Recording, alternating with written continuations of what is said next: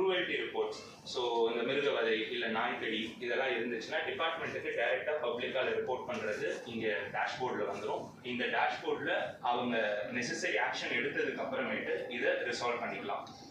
இதே மாதிரி இப்போ ஒரு ஏரியாவில் ராபிஸ் அவுட் பிரேக் ஆகுது அப்படின்னா அதையுமே இங்கே டிபார்ட்மெண்ட்னால என்ன அவுட் பிரேக், எந்த ஜோன், எந்த வார்டில் ஜென்ரேட் ஆகுதுன்னு வந்துடும். இந்த அவுட் பிரேக்ஸ் வந்து இமீடியட்டாக டேஷ்போர்டில் எல்லா கவர்மெண்ட் அஃபீஷியல்ஸ்க்குமே இங்கே கீழே நோட்டிஃபிகேஷன் போயிடும்.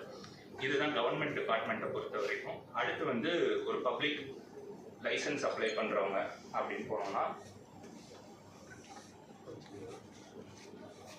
இனிஷியலாக அவங்க வந்து தனக்காக ஒரு அக்கௌண்ட் இங்கே கிரியேட் பண்ணிக்கணும். அவங்களோட பேசிக் டீட்டெயில்ஸ், மொபைல் நம்பர் மட்டும் mandatory, name, mobile number, email address, district இதெல்லாம் செலக்ட் பண்ணிவிட்டு அவங்க தனக்காக ஒரு அக்கௌண்ட்டை கிரியேட் பண்ணிப்பாங்க.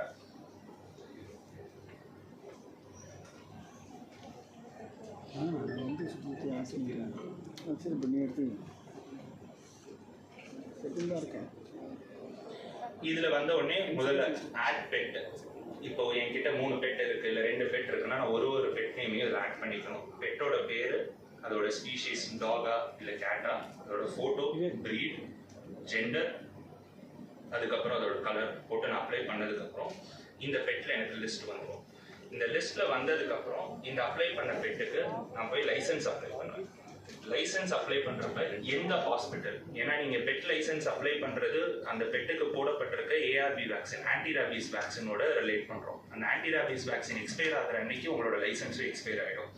ஸோ எந்த ஹாஸ்பிட்டலுக்கு நம்ம கூப்பிட்டு போயிட்டு அந்த பெட்டை போடுறோம், ஊசி போடுறோம் அப்படின்றது டாக்டர் முதற்கொண்டு செலக்ட் பண்ணிவிட்டு நீங்கள் சப்மிட் கொடுத்தீங்க அப்படின்னா பேமெண்ட் கேட்வே போயிடும்.